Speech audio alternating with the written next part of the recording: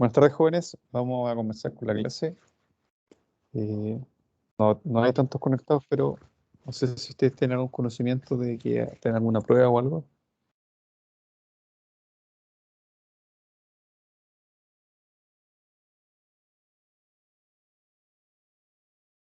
Entonces, vamos a seguir con la clase y cualquier cosa que debería quedar esta cuestión grabada. Eh, entonces, lo último que vimos en la clase pasada fue sobre, si bien recuerdo, sobre la carga de viento, por lo que era la carga de diseño vehicular en general, la HL93 y vimos la historia de todas las cargas hacia atrás, las HC2044 más el 20% y las consiguientes versiones anteriores. Así llegamos hasta la carga HL93.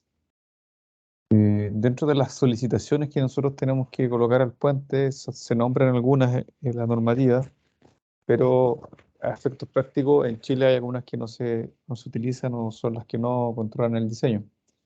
Dentro de ellas está lo que sería la carga de viento, que en la mayoría de los casos, como se explica acá, no es considerada en los cálculos, salvo en casos particulares. Acá se explica que esto se debe a que la estructura de un puente es extremadamente rígida en sentido transversal, que coincide con el sentido de acción de esta carga. Cuando nosotros hablamos de la rigidez de los elementos en términos generales, nosotros tenemos que pensar como en su sección transversal.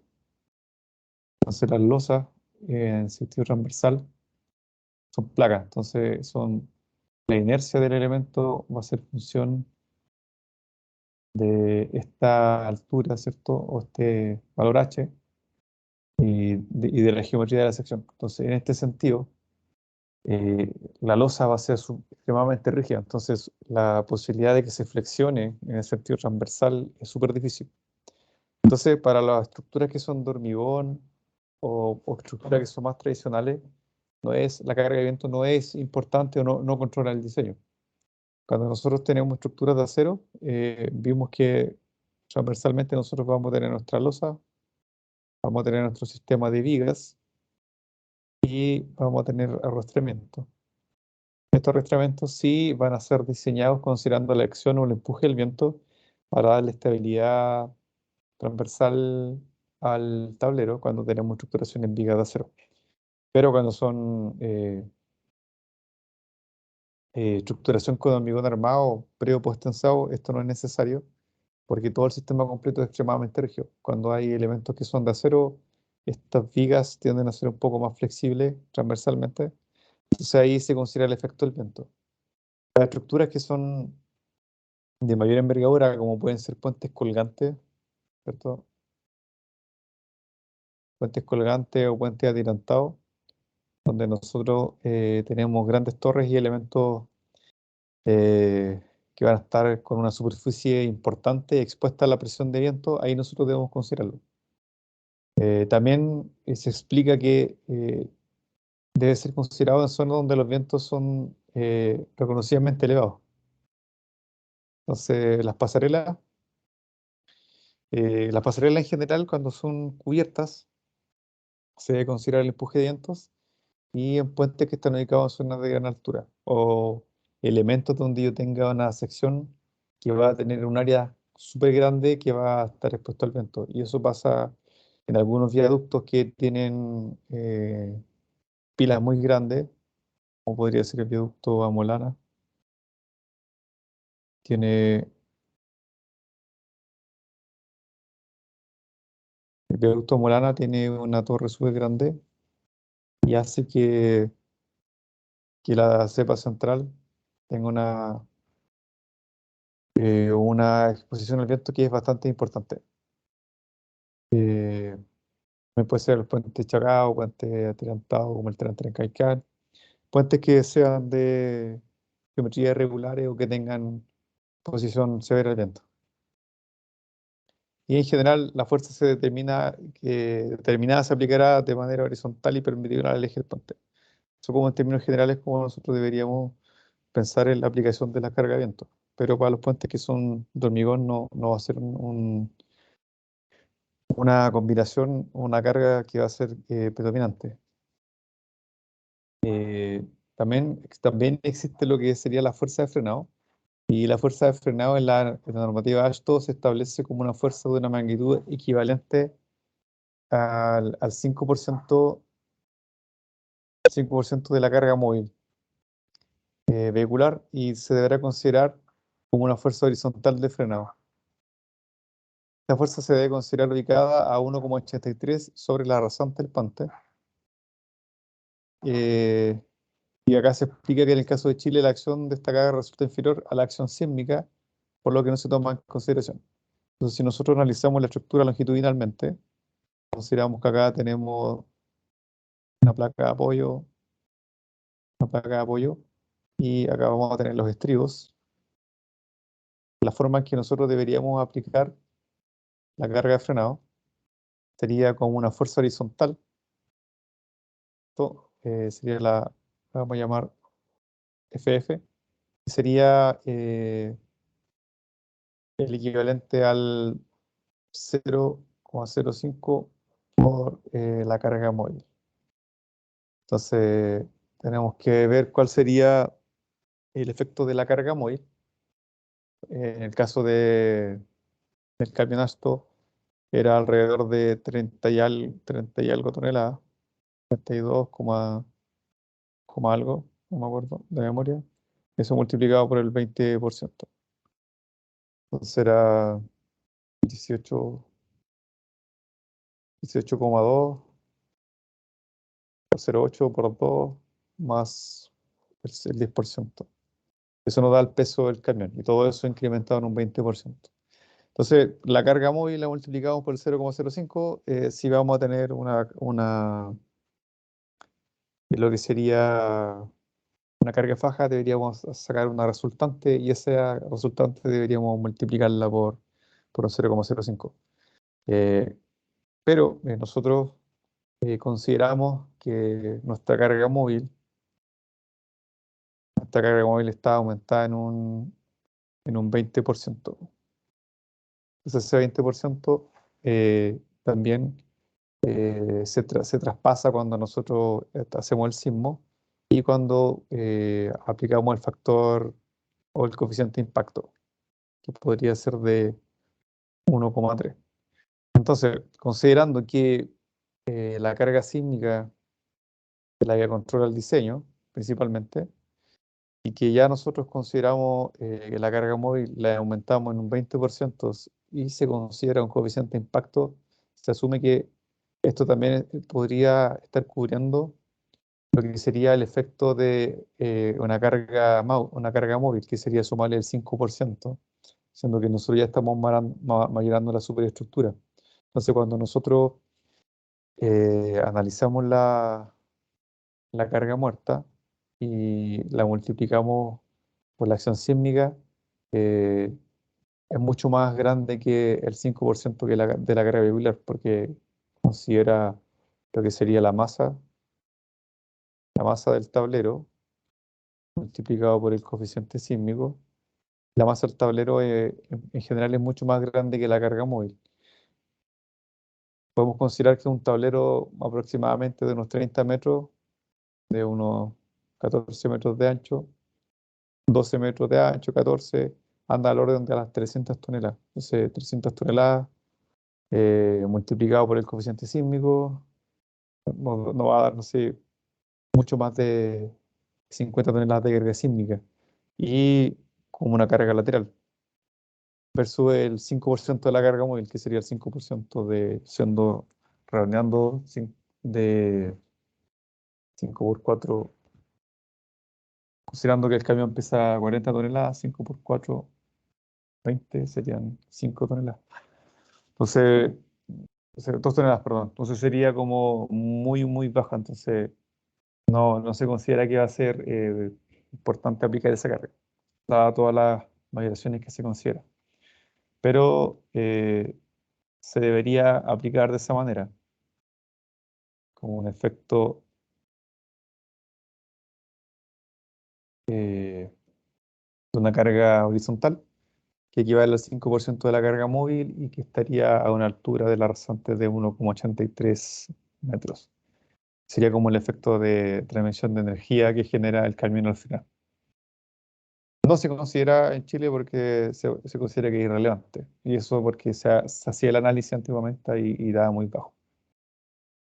También existe lo que sería la fuerza centrífuga, que sería, ¿cierto? La fuerza que se genera cuando nosotros tenemos eh, lo que serían movimientos o aceleraciones angulares. Y es importante los puentes ubicados con trazado, cuando tienen sección curva o trazados curvos. Se encuentra el efecto de acción de estos elementos y se hace relevante los accesos a pasos superiores, donde el trazado resulta bien cerrado.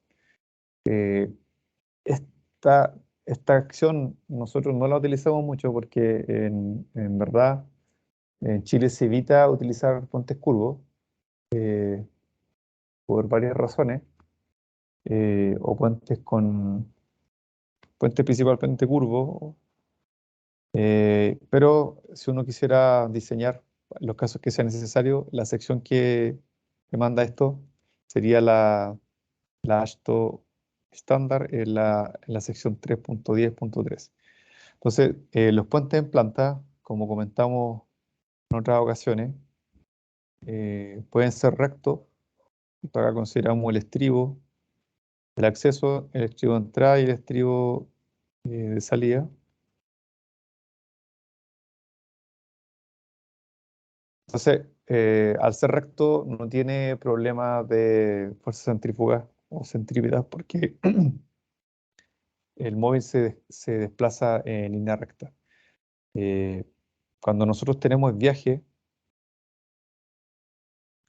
en el puente y los estribos también tienen el viaje, lo que sucede es que no se genera fuerza centrífugas, pero cuando el móvil se desplaza acá no hay problema porque la fuerza se transmite a través del eje, pero cuando nosotros tenemos un sismo que es transversal y una componente longitudinal, lo que tiende a hacer el tablero es a rotar en planta. Entonces, con respecto a este eje, tiende a rotar.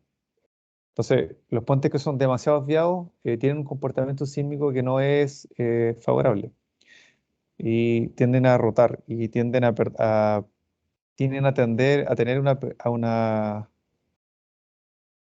tendencia a la pérdida de apoyo en las mesas.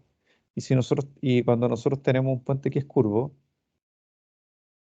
pasa lo mismo. Nosotros vamos a tener los estribos y ante acciones sísmicas, la masa se concentra más, el centro de gravedad, ¿cierto? Se desplaza más hacia acá, versus un puente que es más simétrico. Entonces, el centro de gravedad va a estar más hacia afuera eh, de este elemento. Entonces puede pasar que, o lo que pasa es que esta cuestión rota y el puente tiende a irse hacia afuera, hacia el lado que tiene más tracción rota, ¿cierto? Y tiende a salirse de las mesas de apoyo.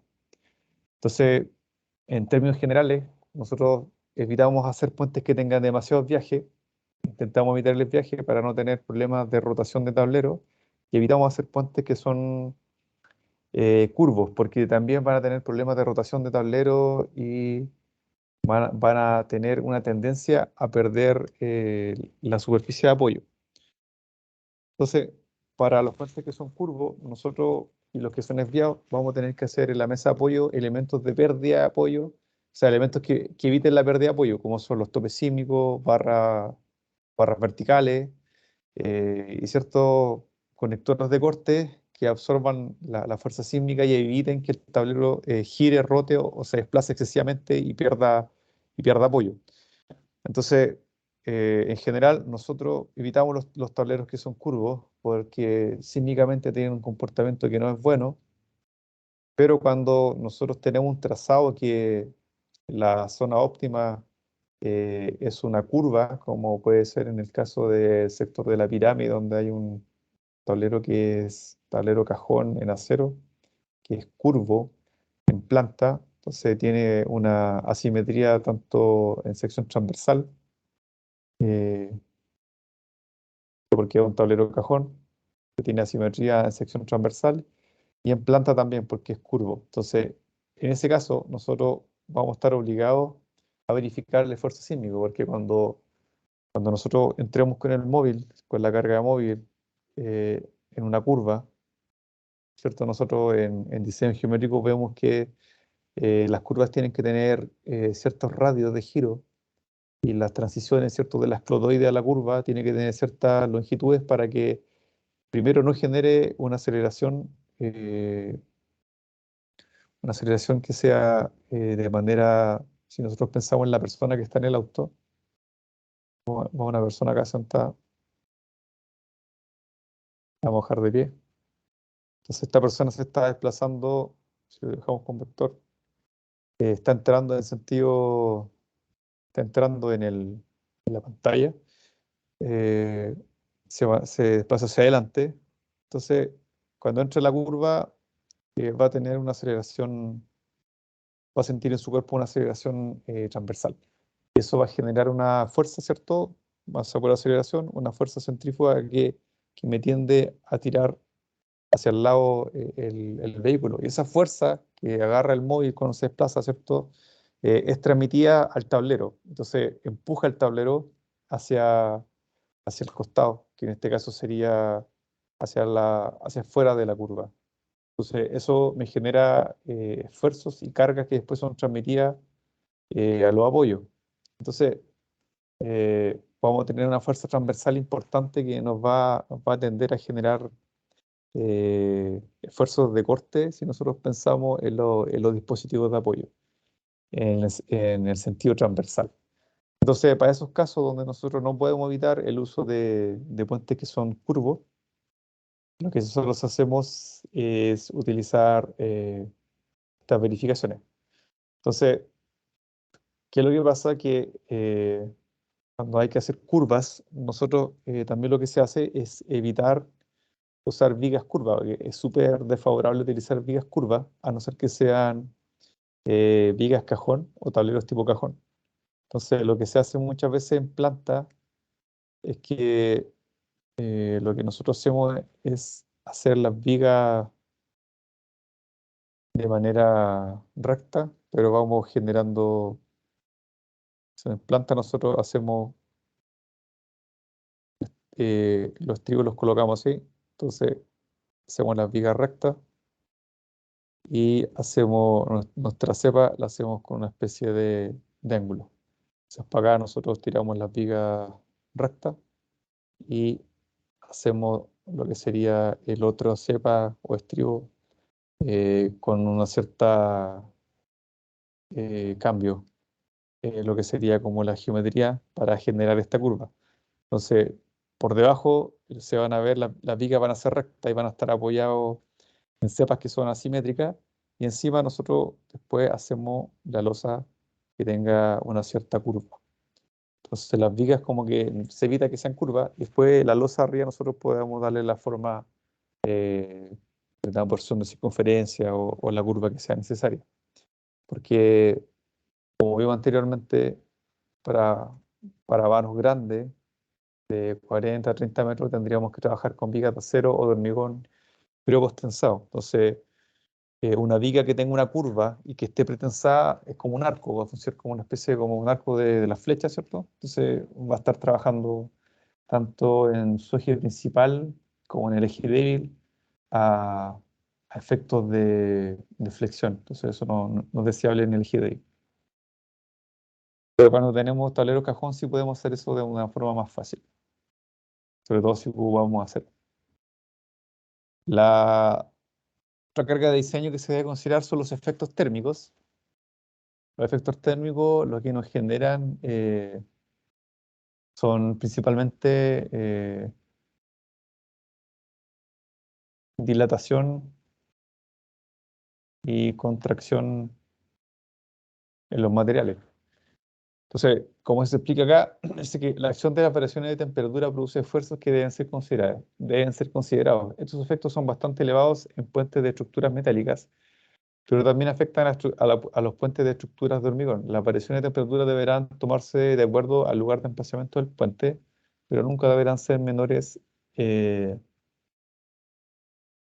nunca serán menores que una variación de 15 grados. Entonces, el delta que nosotros consideramos tiene que ser como mínimo 15 grados. Las juntas de dilatación de los puentes deben tener al menos una separación de 3 centímetros. Este valor se debe verificar por un cálculo más riguroso, el que debe incluir además un análisis sísmico que toma en cuenta las deformaciones esperadas de las estructuras separadas por la junta de dilatación. Entonces, cuando nosotros tenemos un puente integral o semi-integral, eso significa de que es un puente que trabaja como marco, que va a tener una losa continuada en los extremos, no va a tener junta de dilatación. Entonces ahí es súper importante que nosotros consideremos los efectos de la temperatura. Cuando son elementos que son de hormigón, es tan importante porque las deformaciones del hormigón por temperatura no son tan grandes. Pero si es de acero, es súper importante considerarlo. Entonces, cuando nosotros tenemos puentes que tienen junta de dilatación, mucho más fácil porque nosotros, ¿qué es lo que hacemos? Consideramos en la mesa de apoyo, nuestra placa de apoyo, que va a estar sujetando en los dos extremos nuestras vigas. ¿Sí? Acá vamos a tener nuestra plaquita de apoyo, que es este sándwich de acero con caucho natural o otro elastómero. Entonces, cuando nosotros diseñamos la geometría de la placa elastopérica, nosotros tenemos que considerar la deformación sísmica más la deformación por temperatura y la deformación por efecto de carga móvil o fuerza lateral. Entonces, nosotros tenemos que sumar el sismo, la temperatura y el efecto que puede generar la carga móvil desplazándose, y a eso se le da un delta adicional, que es un delta inicial, que es un más o menos, si no me equivoco, son como 3 centímetros como mínimo, como inicio. Entonces, en términos generales, dependiendo de la longitud de la viga y la dimensión de la placa, nosotros vamos a tener un desplazamiento relativo del tablero con respecto al exceso. Entonces vamos a tener un espacio. Ese espacio tiene que ser lo suficiente para que se genere este movimiento relativo que es por temperatura, más sismo y más carga móvil. Entonces, por lo general, las juntas de dilatación no deben ser menores a 5 centímetros. Actualmente, para estructuraciones tradicionales, andan del orden de 10, 12 centímetros, en algunos casos 15. Entonces, la junta de dilatación tienen esa más o menos como entre 10 y 15 centímetros, y eso considera, son un delta de más o menos. Entonces, se comprime y se retrae. Entonces, el efecto térmico se considera como un esfuerzo, pero la manera de que nosotros hacemos para que este esfuerzo no nos afecte es que esa deformación que se genera en longitudinal de dilatación y tracción, que nos va a generar que la viga, en términos generales, se alargue o se acorte la viga, si lo pensamos desde un punto de vista de una viga de acero, la viga se va a agrandar y se va a cortar en su eje longitudinal. Entonces, si nosotros restringimos ese desplazamiento, lo que va a pasar es que esos esfuerzos se van a transmitir a la loseta contenida o al muro espaldar. Entonces, por eso cuando nosotros hacemos la junta de dilatación, que van en los extremos, dejamos o consideramos que esa deformación la vamos a absorber con un desplazamiento. Entonces, al haber un desplazamiento acá, nosotros no restringimos y no le generamos un esfuerzo de compresión o un confinamiento a la viga, y eso también no se ve reflejado en una transmisión de esfuerzo a la loseta de continuidad, y cuando no, claro, cuando no hay una loseta de continuidad no se transmite el esfuerzo. Pero en los casos que sí tenemos uniones integrales o semi-integrales, que son uniones de momento, que no hay junta de dilatación, ahí el esfuerzo sí se transmite. O sea, nosotros tenemos que analizar cuánto es el esfuerzo, pero por lo general en vigas que son de hormigón armado o pelo post-tensado, la dilatación no es tan grande para generar un esfuerzo excesivamente grande que pudiese superar la capacidad de un muro espaldar de 50 centímetros. Entonces, estaría cubierto por el diseño de flexión que aguantaría el muro espaldar, la configuración del sistema integral o semi-integral. Pero lo más fácil es dilatar y que esa fuerza no se genere al permitir esa deformación. Los empujes de tierra actúan en toda la parte posterior del puente y se analizan principalmente actuando sobre los estribos. Dada su importancia, las mismas serán analizadas en el capítulo de diseño de estribos. Entonces, el empuje de tierra, que es una combinación de carga, es muy importante que se considera y se hace en el capítulo específico del manual y de la normativa ASTO. Entonces, cuando nosotros tenemos nuestro estribo, me quedo re feo esta cuestión. Tenemos nuestro estribo, ¿cierto? Acá va a estar apoyado en el terreno. Entonces, lo que nosotros hacemos es un relleno tras dos de este elemento. Y lo que se genera acá es que está relleno con material, que es un material se supone que es controlado, que es un relleno estructural. Entonces esto genera un empuje. Entonces este empuje, ¿qué es lo que hace?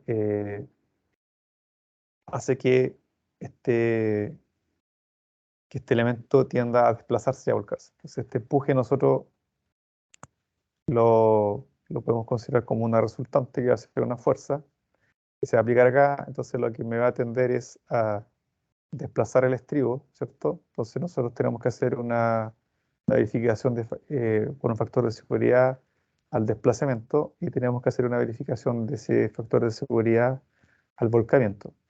Generalmente el frente, cuando tienen un pie, los estribos, porque la estabilidad se analiza como si fuera un muro de contención. Va a tener un relleno estructural también, que me va a generar también un empuje, pero que va a actuar hacia el otro lado. Entonces vamos a tener un empuje que me va a ser positivo, o sea, positivo el que en el sentido de que me ayuda a contrarrestar el volcamiento. Vamos a tener otra fuerza acá. La resultante, esta la voy a llamar una fuerza 1 y esta va a ser la resultante de esta. Entonces, esto me va a generar una acción estabilizadora. Entonces, ¿qué es lo que nosotros tenemos que hacer? Hacer sumatoria de fuerza y analizar la estabilidad de los empujes para que esta cuestión no vuelque y no se deslice. Y eso va a ocurrir tanto para una condición estática, ¿cierto?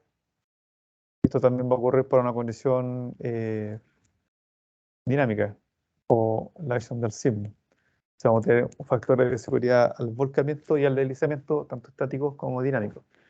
Cuando nosotros tenemos la acción sísmica, tenemos los empujes activos y también vamos a tener, aparte de la fuerza del suelo, vamos a tener la inercia del suelo. Cuando venga esta masa también del suelo, vamos a hacer como una masa, y la vamos a multiplicar por la aceleración sísmica, que va a ser el coeficiente sísmico. Entonces, esto nos va a dar una fuerza sísmica que nos va a acelerar el suelo, y eso nos va a empujar también el estribo. Entonces vamos a tener la condición estática y la condición sísmica. Entonces cuando nosotros analizamos la parte sísmica, lo que pasa es que vamos a tener, en el mismo tiempo que tenemos el sismo, vamos a tener el peso empujando lateralmente y después el sismo que me acelera y me genera una inercia a esa masa que está estática. Entonces tenemos como esas dos sumas, esos dos efectos. Entonces ahí nosotros tenemos que hacer los análisis tanto sísmicos como dinámicos. Y aparte, el empuje de suelo me genera esfuerzos de flexión, tanto eh, en la en la zapata y también en el muro. Entonces me genera, ¿cierto?, una fuerza que me genera una flexión en este elemento.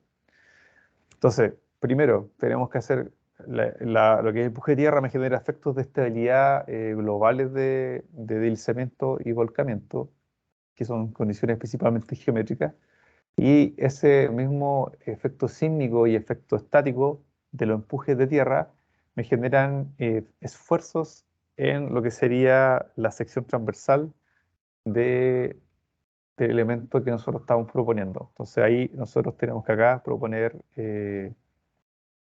¿cierto? Un acero. Puede ser, no sé, un Fi 28, pueden ser Fi 28-20, puedo decir algo. Se va a ser el acero que nosotros vamos a colocar de refuerzo para que aguante esa flexión. Y considerando que la geometría que nosotros propusimos ya es estable. Entonces, como es una cuestión que no es extremadamente compleja, pero que sí se trata como un análisis aparte. Y lo otro que es importante tomar en consideración es que nosotros, cuando hacemos un análisis simplificado de un puente, eh, primero diseñamos el tablero y después cuando diseñamos el estribo, nosotros le transmitimos la masa del tablero más la carga móvil. Y ahí vamos diseñando nuestro estribo. Entonces nosotros, el efecto sísmico del tablero, nosotros se lo transmitimos al estribo. Entonces, lo que se hace cuando se mueve el ANSAT, por ejemplo, es que se hacen a veces, consideramos un puente de un tramo con estribo y fundación directa, se diseña primero el tablero y la masa sísmica nosotros después hacemos un modelo local del estribo. Si los estribos son simétricos, modelamos solamente un estribo y le aplicamos los esfuerzos sísmicos. Entonces hacemos un modelo local de lo que sería el estribo para sacar las tensiones y poder desfiorrar. O también podemos hacerlo con una planilla Excel, nosotros podemos hacer los cálculos de los esfuerzos y los momentos y ver cuánto sería lo que necesitamos reforzar y ver las tensiones admisibles y todo eso. Entonces, por lo general, el tratamiento es así. Nosotros generamos un modelo local del estribo y los esfuerzos de la superestructura se transmiten como cargas puntuales o como esfuerzos tributarios al estribo. Cuando son estructuras que son más complejas, se modela todo el tablero y después se modelan los estribos y las cepas. Entonces, generalmente cuando tenemos más de un vano, se hace el modelo completo, porque es importante saber la rigidez que aporta la cepa y cuáles son los modos de vibrar y los esfuerzos sísmicos y los desplazamientos sísmicos asociados a la cepa. Entonces pero ya meterse más en profundidad. Pero es importante saber que el empuje de tierra se considera aparte. Es un capítulo que es muy importante.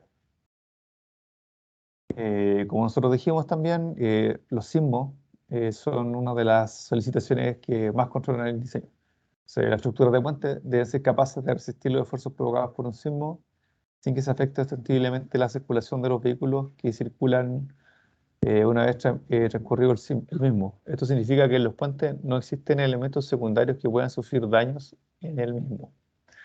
Entonces, en términos generales, significa de que como si lo pensamos como en forma resumida, tenemos dos tipos de puentes, así, súper básicos. Uno que funcione como marco u otro que sea con configuración simplemente apoyado. Entonces, cuando venga un terremoto, este marco no puede fallar y esta viga simplemente apoyada tampoco puede fallar. Entonces, son sistemas que para que eso no ocurra, tienen que ser redundantes o tienen que tener suficientes elementos que impidan la falla. En este caso, vimos que los estribos son súper rígidos y que el tablero, cuando es simplemente apoyado, como que desliza sobre los estribos. Entonces, los desplazamientos tenemos que restringirlos para que no se caiga el tablero y no tengamos una falla por pérdida de apoyo. Entonces, Entonces eso se refiere a de que no existen elementos secundarios que en el sismo, porque todos los elementos son importantes, porque si falla el sistema completo, perdemos el tablero y eso hace que pierda la operatividad nuestra estructura. Por otro lado, la acción sísmica se considera de manera eventual y en el capítulo de combinaciones de carga se indica que la misma no se combina con la carga viva vehicular. Entonces, como es una carga eventual, no se combina con la carga vehicular. La norma chilena 4.3 indica que la misma no podrá ser aplicada al diseño de puentes. Esto es súper importante.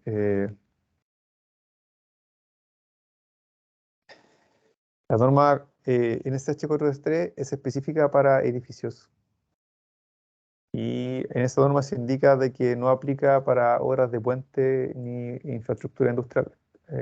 Si no me equivoco, es la 2369, la que es para estructuras industriales. Entonces, cuando nosotros estemos analizando puentes, tenemos que considerar el manual de carretera y la ASHTO estándar o la LRF para, para hacer el diseño sísmico. Antiguamente, la clasificación de suelo era compartida en la NSH 4.3 y el manual de carretera, que era la clasificación de 1 a, a tipo 4 en suelo en tipo romano. Después del terremoto del 2010, se generó el DS61, donde se hizo, dentro de las cosas más importantes, que se cambió la clasificación de suelo. Como que se subdividieron los suelos granulares y se agregó un suelo más malo. En términos de puente, el comportamiento sísmico fue bueno. O sea, la clasificación que nosotros usamos para suelo, 1, 2, 3 y 4, fue acertada para la demanda sísmica o los esfuerzos sísmicos que soportaron los elementos, excepto las estructuras que tuvieron falla por desplazamiento excesivo. Entonces ahí el aprendizaje que se tomó, que en realidad en algunos casos específicos se había sido muy permisivo con la disminución de elementos que disminuían la pérdida de apoyo. Eso es lo que ya les comenté que pasó en algunas concesionarias donde la mesa de apoyo era muy chica y los topes sísmicos y otros elementos no eran lo suficiente. Entonces, lo que nosotros tuvimos fueron problemas de desplazamiento excesivo, pero eso no significa de que nosotros habíamos hecho una subestimación de la demanda sísmica, sino que nuestra demanda sísmica está dentro del rango, pero ante los eventos, ante los desplazamientos que fueron excesivos, porque era un evento sísmico excepcional, eh, lo que se había relajado un poco en cierta forma, si lo decimos de alguna manera, eh, de los elementos de prevención de pérdida de apoyo, que son los topes, las barras, habían permitido desplazamiento excesivo. Entonces, en el caso de edificio no fue eso. O sea, lo que pasó en el caso de edificio, que en algunos casos eh, la clasificación sísmica del suelo no era la más adecuada, porque pasa que en los edificios nosotros podemos tener una gran variabilidad de diferentes alturas que al final del día lo que nos va a generar son diferentes periodos. Entonces, tenemos una gran posibilidad de periodos en edificación, de respuesta estructural del edificio ante una excitación sísmica.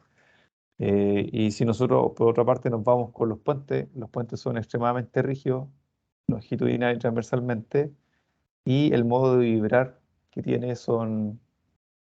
tienden a ser como más estandarizados, es más fácil determinarlo. Los edificios son mucho más flexibles. Entonces, por ejemplo, los edificios que son más bajos tienden a tener periodos más cortos, son más rígidos, entonces tienden a agarrar más demanda sísmica. Y los edificios que son más largos, más flexibles, entonces tienden en el espectro de diseño, a quedar más a la derecha, entonces agarran menos demanda. Entonces, como nosotros tenemos una gran posibilidad de periodos, sería de cierta forma sensato pensar de que tuviésemos más espectro, porque al final cuando nosotros tenemos más tipos de suelo, tenemos más posibilidad de espectro.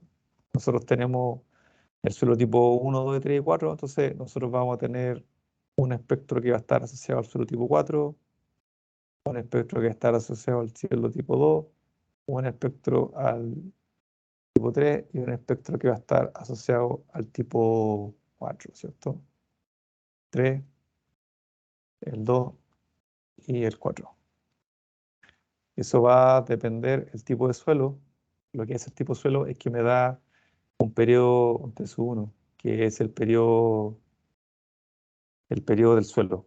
Entonces, al tener más suelo, tengo más T-1, o sea, tengo más posibilidad de periodo natural del suelo o la frecuencia natural del suelo. Lógicamente que esta demanda sube o baja dependiendo de la zona sísmica, si es la 1, la 2 o la 3. Entonces, al final, los tipos de espectro que nosotros vamos a tener va a ser la combinatoria entre la zona sísmica y los tipos de suelo. Entonces, en el DC61 se mantuvo la zona sísmica, pero se aumentaron los tipos de suelo. Entonces, al final, como que se discretizó entre el suelo 2 y el suelo 3 y se agregó uno acá. Entonces, ahí tenemos más opciones, donde nosotros tenemos un espectro que se adecua mejor a el comportamiento que va a tener el suelo y la respuesta que después va a tener el edificio a esa excitación sísmica. En puentes ustedes ven que son súper rígidos, son simplemente apoyados la mayoría de los casos, entonces son elementos que se desplazan transversalmente y longitudinalmente, entonces como que no es tan necesario hacer esa descritización. Eso con respecto a los sismos, y también esto se trata en el manual de carrera volumen 3 y se utiliza la AASHTO estándar y la RFE para el diseño sísmico. Y acá como resumen, esto es un pantallazo de lo que sería el capítulo de diseño sísmico de manual de cartera, y se habla con respecto a lo que serían la hipótesis de diseño y algunas consideraciones. Se dice que se establecen estas recomendaciones de diseño sísmico de puentes, viaductos, pasos desnivelados, pasarelas, con tramos con luces libres no mayores a 70 metros. Entonces esto es importante porque con vano no mayor a 70 metros nosotros aseguramos que tenemos eh, eh, comportamientos que son más estándar, en el sentido de que es un puente que es tradicional y que tiende a tener un periodo natural que está entre el primer y el segundo armónico. Entonces podríamos fácilmente, o podríamos hacer una simplificación en el modelo, hacer modelo de coeficiente sísmico, esas cosas. Cuando son luces mayores, ya pasa a ser como otros análisis que son más complejos. Para evitar su daño sísmico, su alcance no se refiere a puentes de grandes luces sobre 70 metros, estructuras mayores y con tipologías especiales tales como puentes de arco atirantado y puentes colgantes. Entonces, todas estas cosas se tienen que diseñar con la normativa AASHTO estándar y principalmente la LRFD. Entonces, la LRFD, cuando nosotros tenemos puentes atirantados, colgante, el RF y en algunos casos el arco, aunque igual se puede diseñar puente en arco con la estándar. Los movimientos sísmicos y las fuerzas sísmicas indicadas en esta especificación están basadas en una probabilidad de no excedencia del 90% durante una vida útil de un puente o pasarela de 50 años y un periodo de retorno de 475 años. Entonces nuestro periodo va a ser de 475 años, la vida útil va a ser igual a 50 y una probabilidad de no excedencia del 90%. O sea, hay un 10% de probabilidad de que sí se exceda este sismo. Entonces, en base a eso es cómo se generó los espectros, eh, los espectros sísmicos, ¿cierto? Los puentes y sus componentes son diseñados para resistir estas fuerzas y son construidos de acuerdo a los detalles de diseños indicados en las especificaciones. Pueden sufrir daño, pero tienen una muy baja probabilidad de colapsar debido a la acción sísmica. Entonces, el daño sísmico que puede recibir la estructura bajo esta hipótesis de diseño es un daño bajo, pero pueden sufrir daño. Pero se tiene que considerar de que existe una baja probabilidad de que la estructura colapse. Y en base a esto se habla como de lo que sería como la filosofía de diseño que está involucrada o está implícita dentro de esta cuestión que sería el espectro, y que si ustedes lo revisan es muy parecido a lo que aparece en la norma NSH 433. Entonces, eh, se dice que el diseño está orientado y la normativa para que se eh, generen como 3 niveles de desempeño sísmico. Entonces, se dice que A, resisten sin daño en el rango elástico movimientos sísmicos de intensidad moderada. Entonces, nosotros sabemos que los sismos se califican en magnitud, ¿cierto? Eh, B dice, se limiten los daños en elementos no estructurales durante sismos de mediana intensidad. Y aunque presenten daño, se debe evitar su colapso total o parcial durante sismos de intensidad excepcionalmente severa. Dentro de lo posible, que el daño que ocurriera debería presentarse en zonas que puede ser detectado rápidamente y de fácil acceso para su inspección y reparación. El riesgo de la vida humana en estos casos debe ser mínimo, no aceptándose como principio general. Entonces, como que se busca que la preservación de la vida humana. O sea, el tablero no se debe caer por ningún motivo. Eso es lo más importante. El tablero no se puede caer y si fallan algunos elementos estructurales pueden romperse, pero el tablero no se tiene que caer. Eso es como lo más importante en el diseño de puente. Porque si se cae el tablero, la persona que va arriba, chao. O sea, tenemos un fallecimiento de una persona o más personas. Entonces eso es lo más importante como del diseño sísmico. El tema es que esto es como que el manual de carretera está como viene como más o menos del año 2000. Entonces se establece como que se define los sismos y la clasificación con intensidad. Nosotros sabemos que los sismos se clasifican por magnitud, ¿cierto? Entonces nosotros deberíamos hacer una clasificación por magnitud, pero es súper difícil saber la magnitud de un sismo en el momento exacto que está ocurriendo. Entonces, se subentiende que es más fácil identificar la intensidad de un sismo en base a los efectos que nosotros estamos viendo, que sería con lo que sería, por ejemplo, la escala de Mercalli. Entonces, si nosotros estamos en un edificio, estamos en el primer piso y tenemos un terremoto fuerte, en el primer piso vamos a sentir que es escala 2, 3, y en el último piso vamos a sentir que una escala podría ser 5, porque los desplazamientos y los efectos son distintos. Entonces,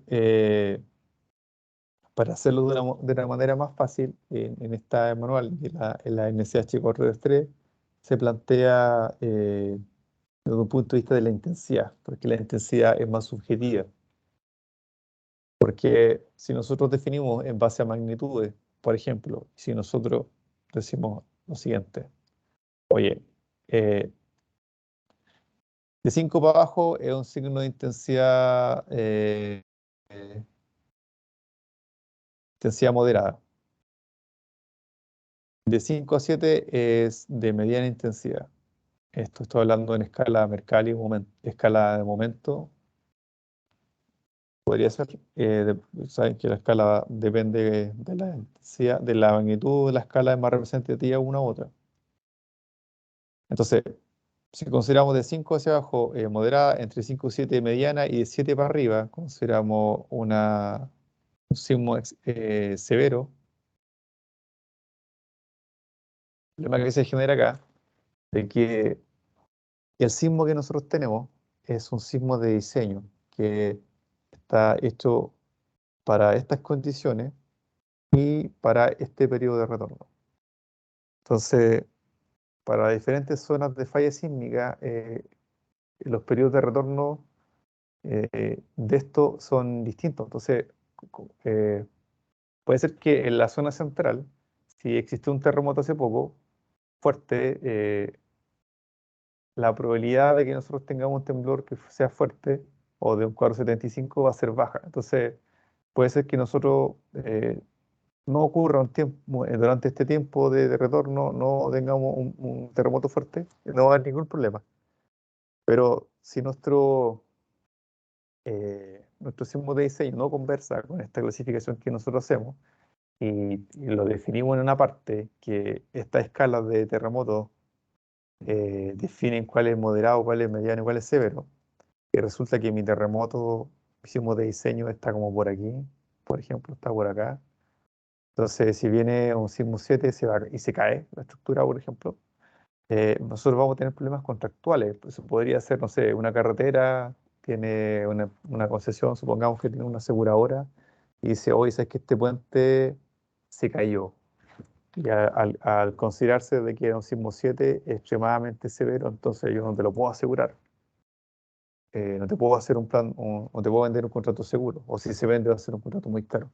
Entonces, cuando se generó esta normativa, en el estado del arte que existía en ese momento, era mucho más fácil por temas legales, temas administrativos y otras cosas, además, definir cuál efectivamente era un sismo extremadamente severo.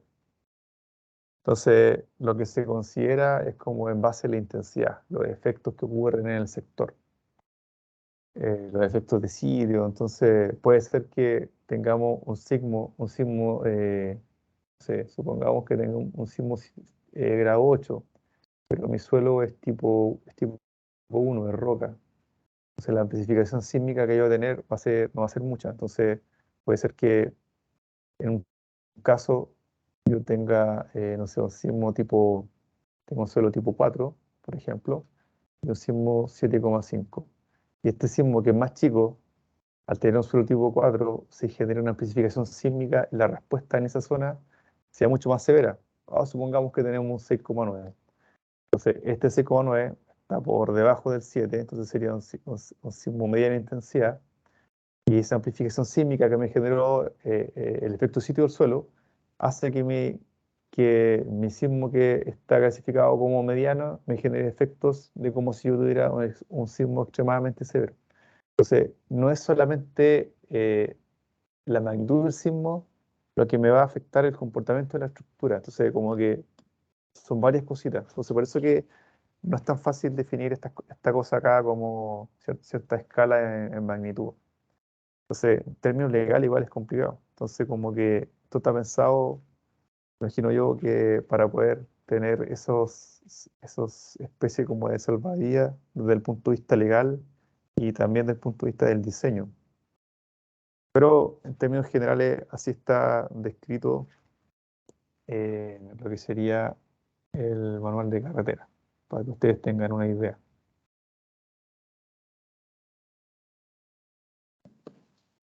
A ver, se supone que nosotros tenemos hasta la 21:10, 21:50. Se supone que teníamos que hacer un break, pero ya falta poquito para que termine. O sea, vamos a continuar.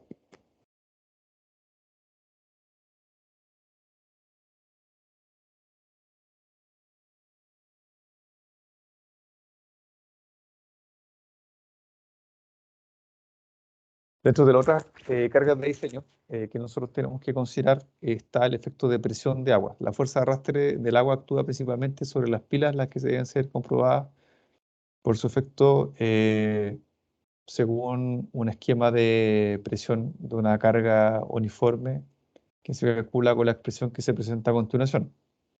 Entonces, esta es la expresión que me permite calcular cuál sería el efecto del agua o de la presión del agua sobre una cepa o una pila. Y eso iba a depender de algunos factores.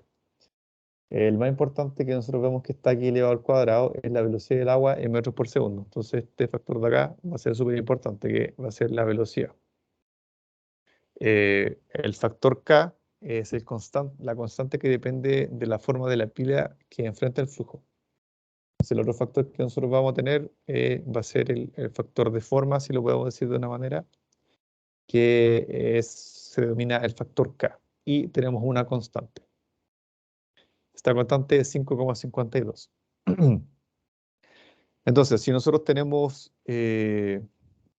una sección cuadrada, el factor de forma va a ser 1,38, ¿cierto? Una pila cuadrada es menos hidrodinámica, entonces ofrece más resistencia. 0,5 si la sección termina en un ángulo menor que 30 grados y 0,6 para la sección circular. La presión de agua se considera actuando hasta el nivel de agua máxima, al igual que la carga de frenado. Esta carga casi nunca controla el diseño.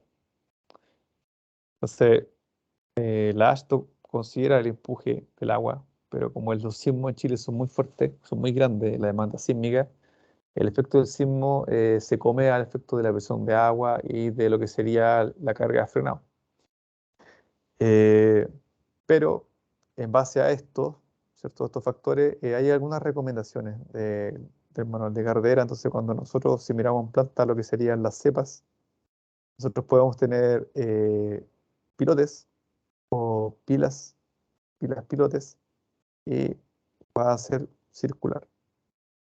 O sea, a ser circular, nosotros vamos a tener un factor K. Entonces, la presión de agua, que es este factor multiplicado por la velocidad, se va a reducir en un 50% el efecto que nosotros tenemos. El K va a hacer que, si pensamos que esto es 1, se baja al 0,5. Entonces, tener pilas circulares es favorable.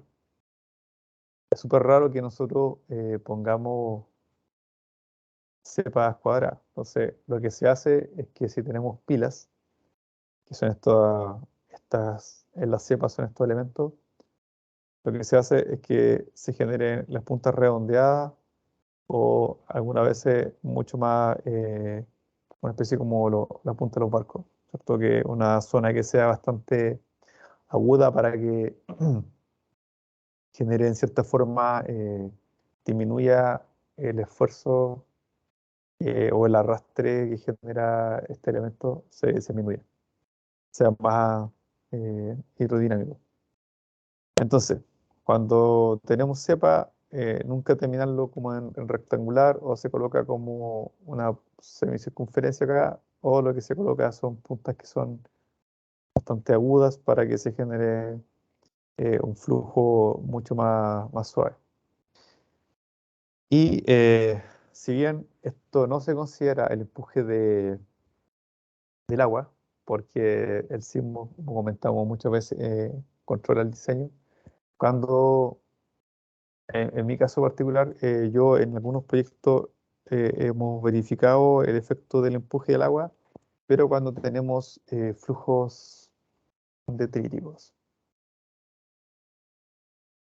Entonces, cuando nosotros tenemos flujos detríticos, eh, el agua ya no tiene un gamma igual a 1, sino que el peso específico o la densidad del agua aumenta porque es una especie como de cemento. Entonces, esto tiende a aumentar, entonces ya tiende a ser considerable.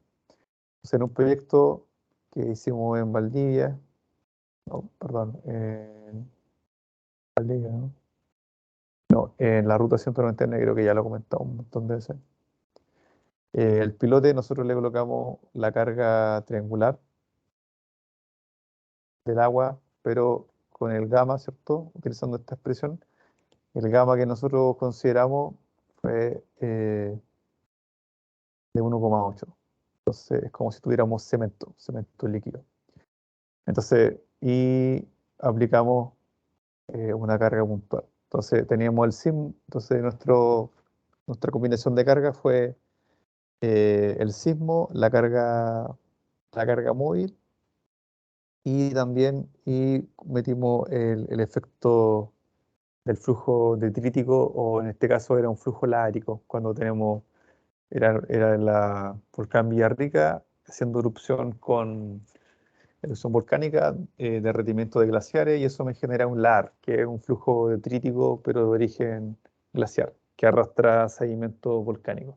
Entonces, los pilotes tuvieron el diseño sísmico y se le adicionó el efecto que generaría este empuje. Entonces, si bien no es como la solución como más elegante, pero el elemento pilote considera este efecto para que tenga una resistencia un poco mayor, en el caso que ocurra eso. Entonces, si bien la presión de agua no se considera directamente, en los casos donde nosotros tenemos eh, un gasto líquido, y además tenemos gasto sólido en lo que serían los caudales del diseño hidráulico, ahí es importante en algunos casos considerarlo.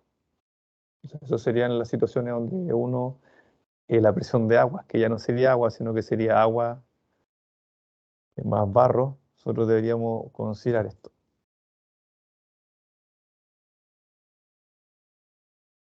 A ver, sí, un vídeo.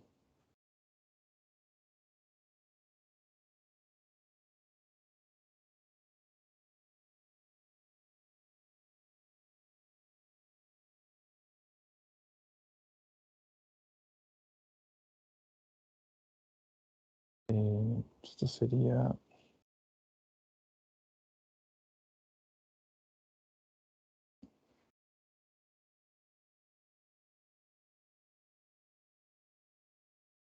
revisando que tengo en el correo, tengo este que está en envíos.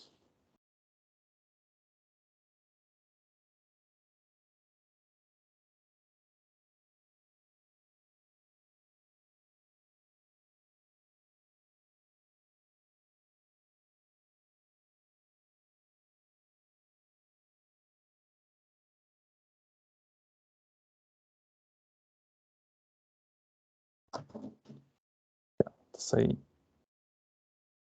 voy a buscar ese pillo el videito.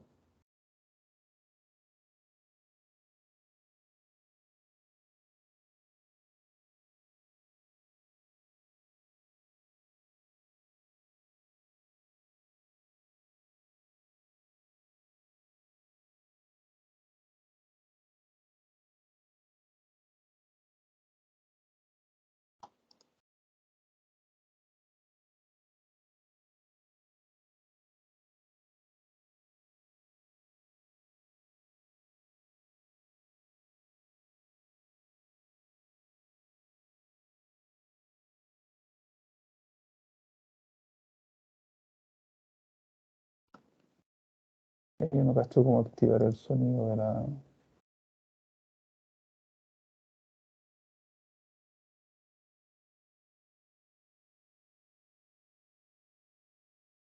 Pero este sería el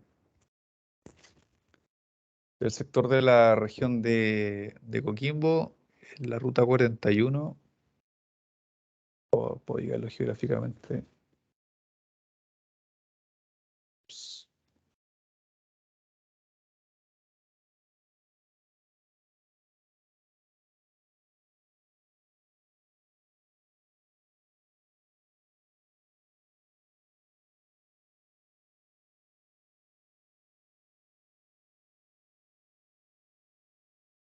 ya, este sería hasta La Serena, Coquimbo, la ruta 41 que sale del aeropuerto y va hacia el Valle del Elqui, ¿cierto? Que hasta Vicuña, 41, paso Agua Negra. Y sector Pelicana, y acá está lo que sería la comunidad La Marquesa, este sector Valle del Elqui, y acá está el río Elqui, y hacia arriba hay una quebrada que es la quebrada Marquesa. Entonces acá se genera una especie de confluencia y aquí hay unas quebradas que se activan y van a dar acá, el río Elqui. Y siempre hay problemas por acá. Se generan estas quebradas, se activan y se generan flujos livinales. Y también esta quebrada que está acá. Entonces esto ocurrió en este sector, pero un poco, no me acuerdo si un poco más arriba. Entonces ustedes pueden ver que el cauce del río no es tan grande la caja, pero igual como un tamaño importante, sí. Pero podría llevar un puente no tan largo. Y esto fue el 2015.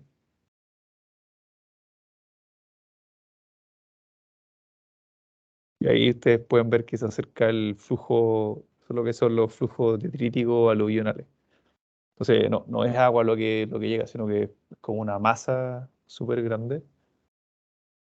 Entonces, no es lo mismo diseñar el puente considerando de que tiene agua o que tiene esta cuestión. Entonces, son cuestiones súper diferentes.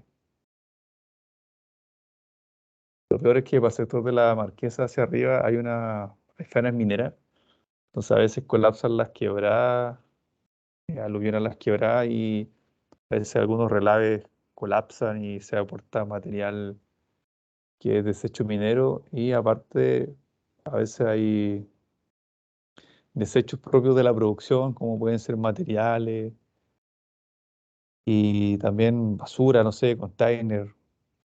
Entonces, es súper complicado. Entonces, esto ya sería un flujo detrítico. Entonces, lo negativo de esto es que, bueno, es casi imparable y las socavaciones son súper grandes y la fuerza que genera es mucho mayor que el cauce tradicional. Entonces, esto fue lo que pasó en el 2015 en la ruta 41. Entonces, para estos casos es un poco más difícil hacer un diseño, o sea, porque son eventos que están fuera de lo normal.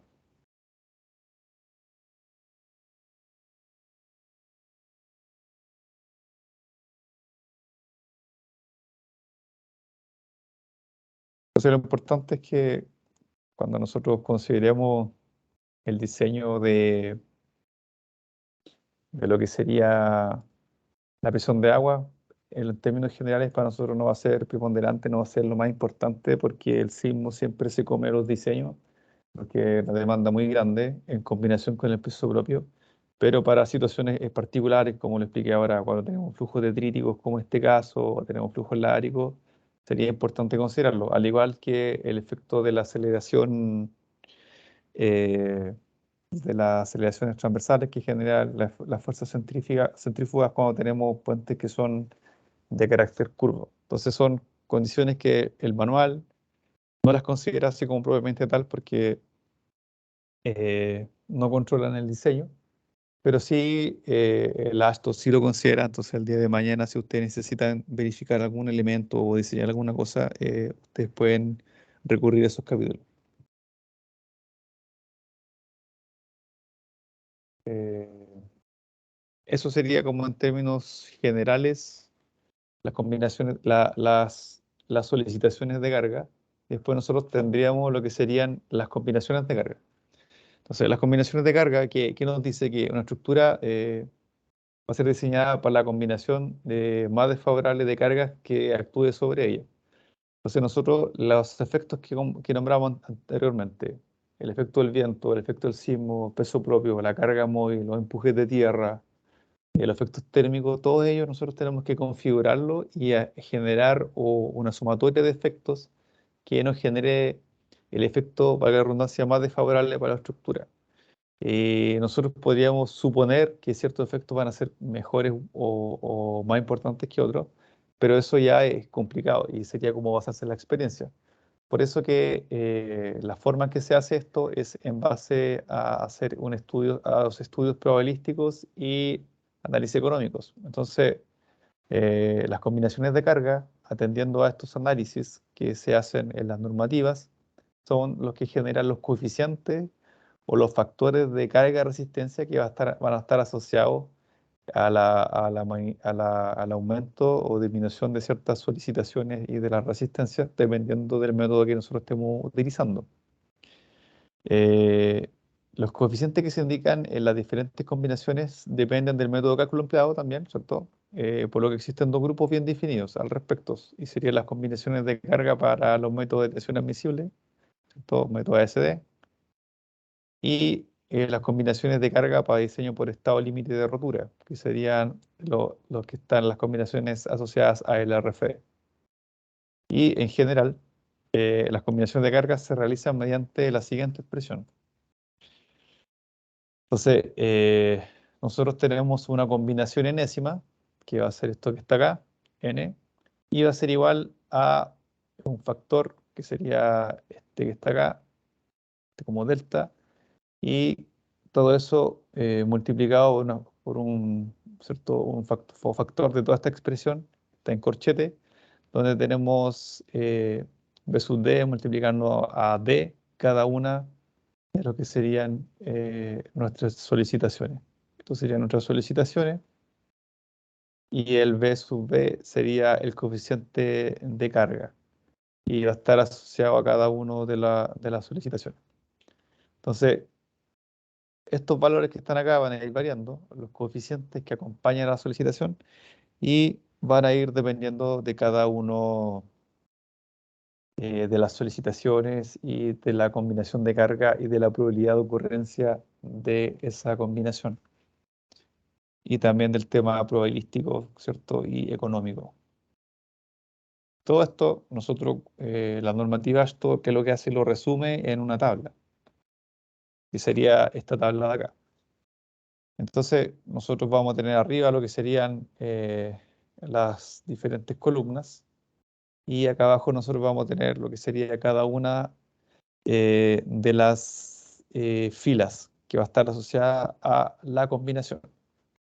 Entonces acá nosotros tenemos la combinación n, que va a ser de 1 hasta n minúscula, que serían las que nosotros tenemos acá. 1, 1A, 1B, 2, 3, 4, 5, 6, 7, 8, 9 y 10 romano. Y eso va a estar asociado a un factor, que es este de acá. Ese factor es el que nosotros tenemos acá, ¿cierto? Y después vamos a tener acá arriba la letra de lo que va a ser nuestra combinación, nuestra solicitación. Entonces, tenemos D de carga muerta, L de viva, CF, no me acuerdo de lo que era, E de terremoto, SF, viento, LF, earthquake, que sería el terremoto, y hielo. SF, presión de agua, S, radiación térmica, R, acortamiento, CF, fuerza centrífuga, W, carga de viento, LF, carga frenado. Entonces cada una de esas va a estar multiplicando, va a estar primero este factor, que va a ser 1, multiplica toda la combinación de carga. Y después nosotros vamos a hacer el beta, que sería este valor que está acá. Ese beta multiplica al coeficiente que está acá, o al valor de la solicitación. Entonces en este caso sería la combinación 1, sería D por 1 más LI sub n por 1 más LI más C sub P por 0. Y así nosotros vamos construyendo hacia el lado nuestra combinación de carga. Y esto va a ser acá multiplicado por 1. Y eso va a ser nuestra combinación de carga. Y así nosotros vamos construyendo nuestra combinación de carga para cada una de las combinaciones 1 hasta la 10.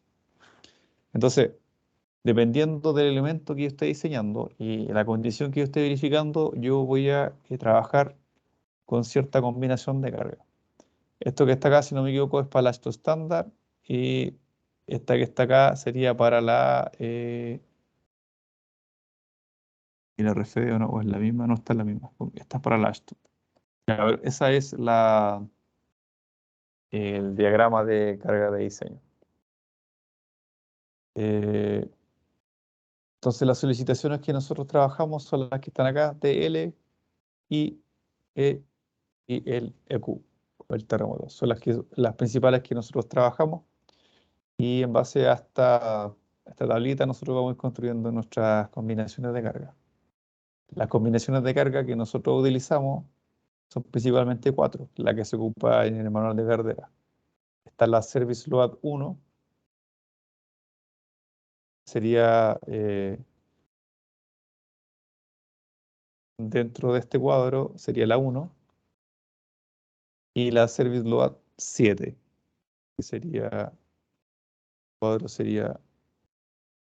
la 1 y la 7. Y después vamos a tener la combinación de carga de factores de diseño 1 y factores de diseño 7. Sería la 1 y la 7. Entonces esas son las que nosotros tenemos que trabajar. Eso lo vamos a ver mañana en más detalle, pero en términos generales serían esas las combinaciones que nosotros trabajamos. Entonces, a modo de ejemplo, si nosotros nos metimos la 1 de Service Load, considera el 100% de la carga muerta, más el 100% de la carga viva, más el 100% de L, que L era, si no me equivoco, era el empuje de tierras. Eso, las cargas debido al empuje estático de tierra. Entonces, nuestra combinación de carga 1 debería considerar el 100% de la carga muerta, el 100% de la carga viva.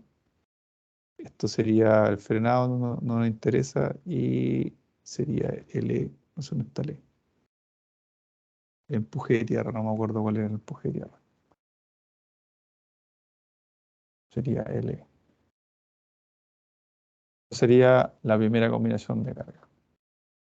Esa es la primera que nosotros verificamos. Entonces, a modo de ejemplo, ¿cuál sería la Service Load 1? Sería la combinación relacionada con el uso operacional normal del puente. Se utiliza para el diseño de vigas pretensadas en su rango elástico de trabajo, para el cálculo de compresión máxima en los apoyos elastoméricos y para la verificación de la tensión máxima admisible en el sello de fundación del caso estático.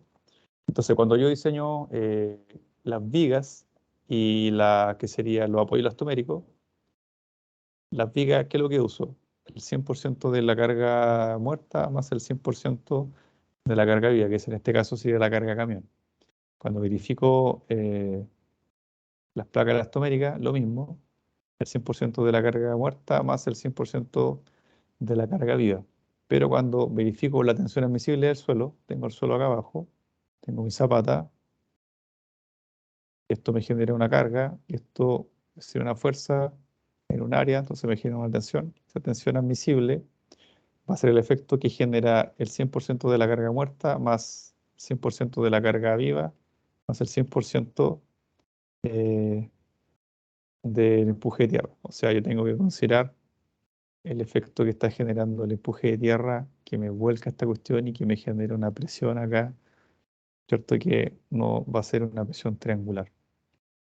Entonces, así más o menos como nosotros tenemos que hacer el razonamiento con las diferentes combinaciones de carga.